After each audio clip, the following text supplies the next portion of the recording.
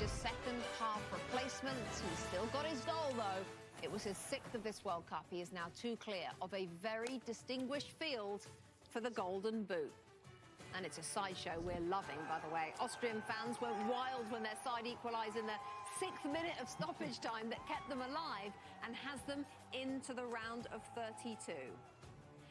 We've had some drama in the last couple of group stage games. Rebecca Lowe, Thierry Henry, Zlatan Ibrahimovic and Alexi Lalas with you. But we're going to take you back a little bit to earlier on in the day. Colombia taking on Portugal. 1 minute on the clock, and we had an early chance, Lex, from Colombia.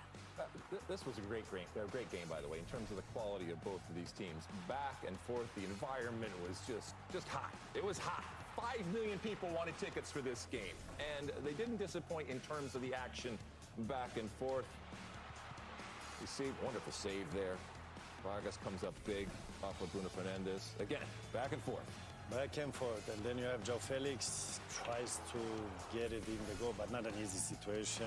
Then you have a cross here, deflected, and tried to put a header, good header from Diaz, clear it, and then another Colombian chance that for me was goal, but they waved it for offside, but if he would have had Rebecca toes, that would be a goal. Fortunately, he doesn't have those Rebecca toes. The little dainty toes, you mean? 0-0, but as I say, what a brilliant game that was. Colombia and Portugal finished 1-2. DR Congo, Uzbekistan. Thierry. Yes, and what a finish from Shomu Rodolphe, as you're going to see here. What a touch. Oh, no. Wow, over the keeper.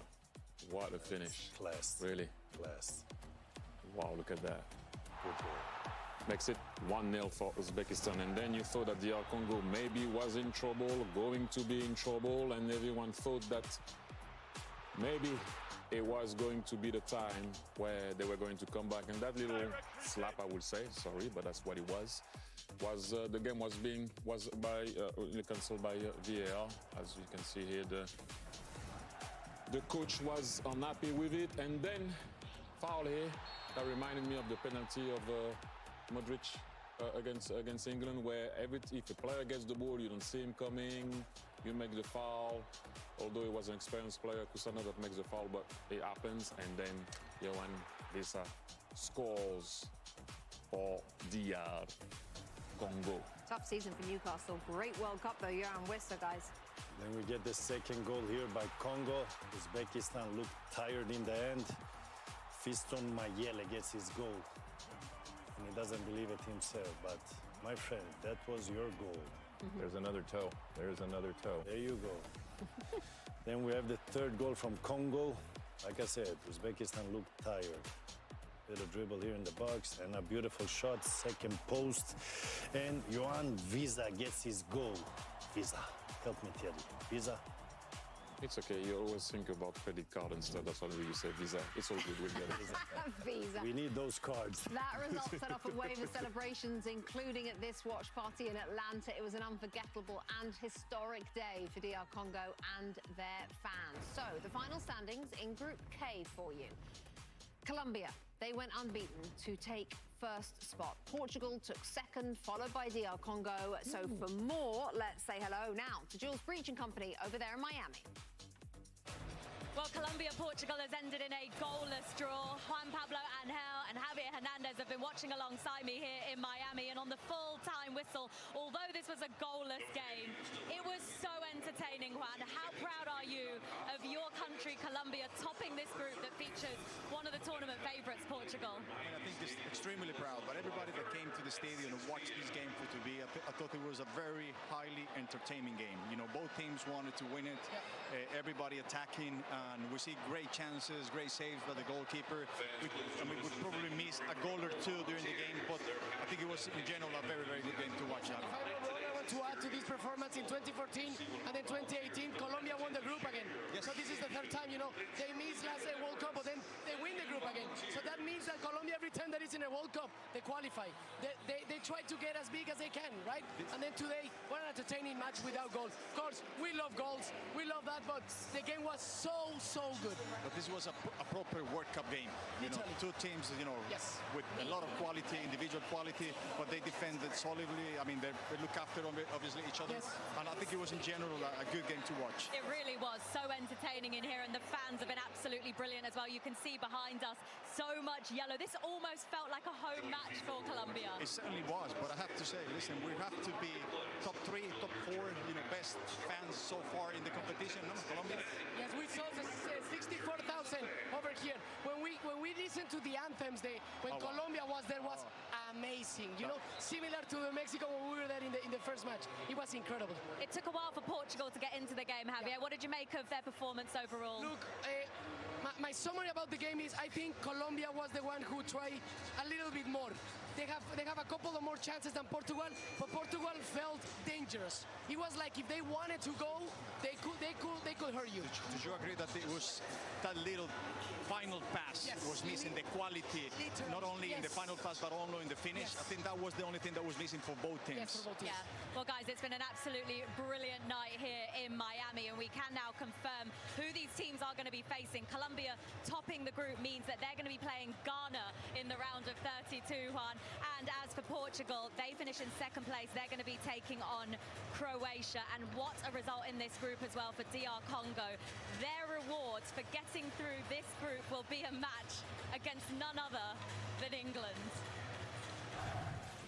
Jules, thank you. So to triple confirm then, Colombia off to Kansas City. That's their destination to take on Ghana Friday. And then Portugal will take on Croatia in Toronto on Thursday. And then fan favourites DR Congo, as Jules said, have drawn England. And they're going to play on Wednesday in Atlanta. Alexi Lalas. DR Congo against England. Thoughts? I mean, your England can't possibly screw this up, can they? You always. They're going to be fine. But you did, you know, you ran from, oh my goodness, it's the end of the world, to, yeah, you will take this, all right?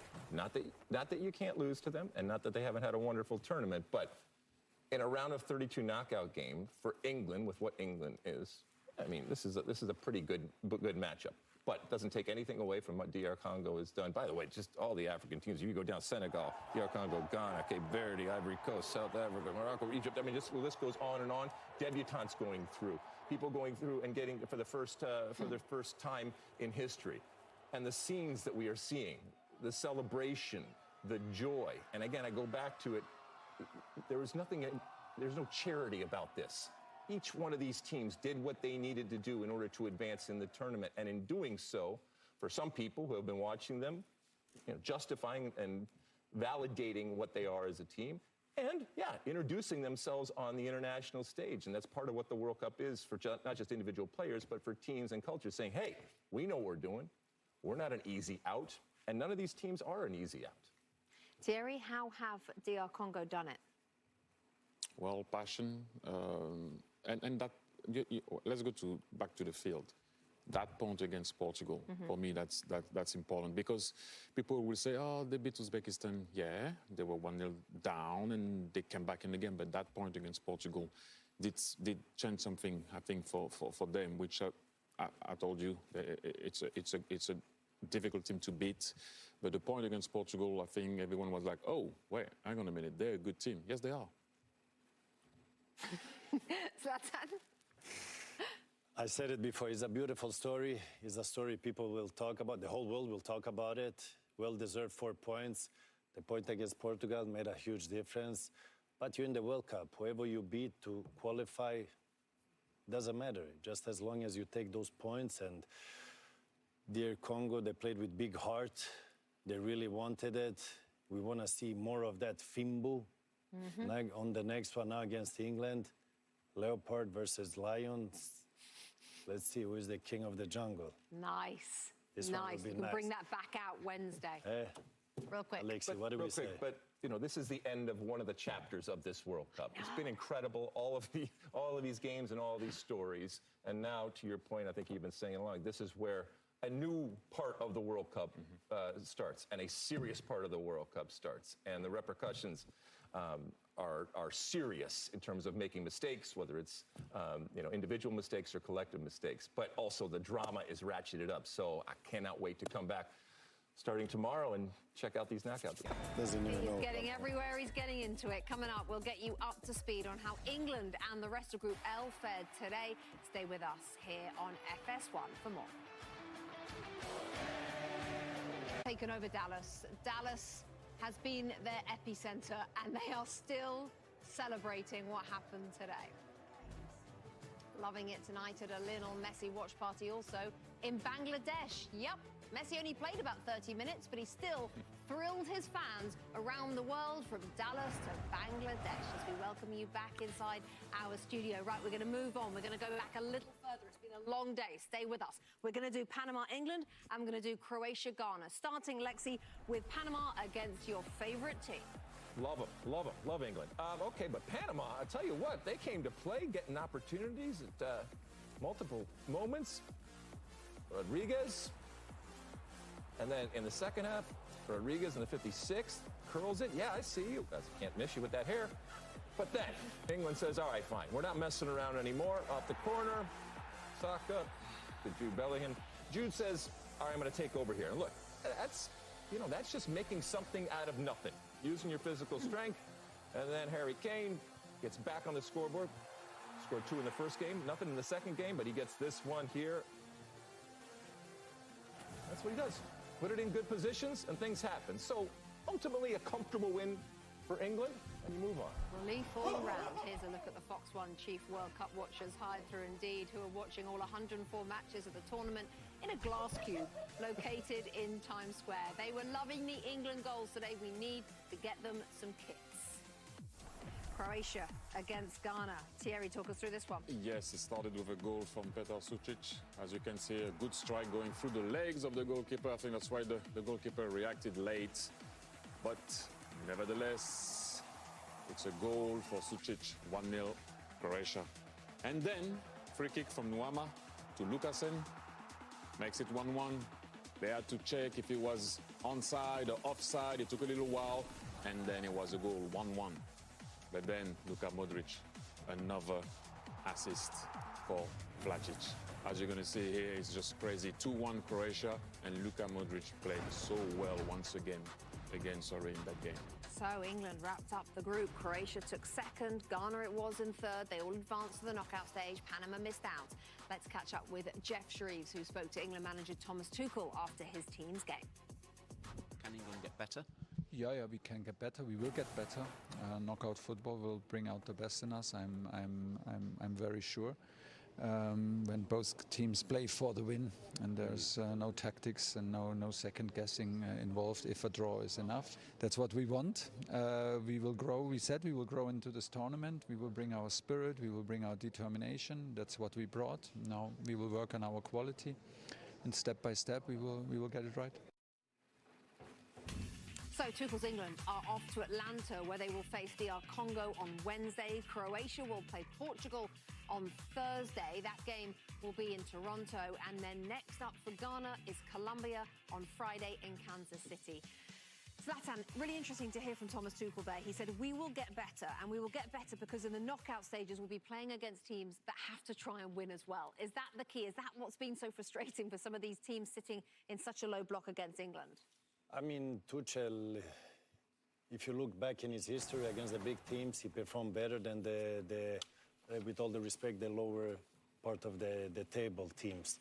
And if he gets, they're gonna get better. We have to trust him because he's the coach. He knows what he's doing. From the negativity after the Ghana game, now the more positivity. They got the win today. We were expecting more from Rashford, Saka, the wingers, but as usual, who gets the spotlights is the players that always get the spotlight. Bellingham, 1 goal, 1 assist. Kane scored his goal.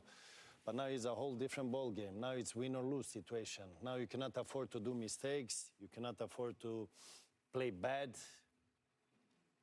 you can play bad, but you can still win. Sorry. Right, I correct that's true. that. So now it's win or lose situation. Now there is no excuses anymore in that. All the noises about England. Now you have to show who you are. And if Tuchel says it, we have to trust him. Okay. Especially you, Rebecca. I do. No, I'm all in, Thomas Tuchel. Thierry, explain to us, what is it about Tuchel that Zlatan alluded to there, about why his teams are better when they're up against a team that's trying to play football? It's not only a Tuchel thing or England. Sure, but with England specifically. When a team tries to play you open, it's different. And what he said there, that, you know, a team's going to have to come out and try to win the game. DR Congo is not coming out. They will not come out. They're playing for what? Extra time and penalties? They will not come out. This is how they knock out all the team. If you look at their history, they will not come out. They will play you exactly like Panama played you. They will play you exactly like Ghana played you. So I know what he's saying, but teams sometimes can see it to the penalties. Right. That doesn't mean they will come out and open up for you. Having said that, as Zlatan said, yes, Tuchel usually plays very well with the way he likes to play, that pressing, a bit that chaotic way of playing. Or when a team is trying to open them up, they go quick on the counter and try to score. And that we all know, he's a great coach. I was just saying DR Congo will not open up for you anything. That's a good point. That's interesting, Lex. Nor should they. It's the best possible chance they have at success. And, I mean, he just came on national television and told DR Congo, we want a team to open up. So, and they will have seen what happened in these last 2 games. Now, it doesn't mean that this particular England team can't break down. Yes, exactly. But we have seen in the last couple of games that at times they struggle. Today, they finally got the goals that they needed, and then it starts to open up. But what if you come out against DR Congo and you get that old sinking feeling where, regardless of what wingers you have out there, it's not working, and you're starting to pace the hallways here at Fox, and you know all hell's breaking loose, and the sky's falling, and it's not coming home, and all that. Well, that's when Tuchel's really going to earn his money in terms of the changes that he makes and what happens. Or they go out and the soccer gods shine on you, and you get a set piece, and boom, you score a goal. And because once you score one, you'll score a bunch of them. Okay. How did it score today? First goal. How did it score? The first goal today, England. Set piece. Thank you. Declan Rice will also hopefully be back for England as well. Coming up on Wednesday, the United States take on Bosnia and Herzegovina in the round of 32, and you can see it live on Fox. Coverage starts at 6 p.m. Eastern. Right, another look for you at the round of 32 bracket. We can see that US game with Bosnia and Herzegovina in the San Francisco Bay Area. There are so many really good games. It all starts tomorrow in LA with South Africa facing off with Canada. My goodness, there are a lot to choose from. So, Thierry, if I asked you to pick just one, which one would it be? I'm going to go with Belgium-Senegal. I know it looks like a first playing against a third, but Senegal is not your normal third. I think they can trouble Belgium. It's going to be a great matchup. I can't wait to see it. Okay. That's for sure. Perfect. Belgium-Senegal. Zlatan? France, Sweden. I mean, it's fair play here, it's all love and that, but when that game begins, it's Sweden versus France. All the very best. One chance. Umurdu, Sweden, Umurdu. Mycket bra. Oh, okay. Lex? Ooh la la. Okay. Oh la la. Yeah, obviously, apart from the U.S. game, the Mexico-Ecuador game, that is not an easy game for Mexico. Ecuador, sneaky good there. And then I'm just going to throw another one in Brazil-Japan because of the connections that they have. Two very, very good teams. Historically, on and off the field, they share a lot of thinking together. Okay. Rebecca, just a reminder, I'm the host here, not you.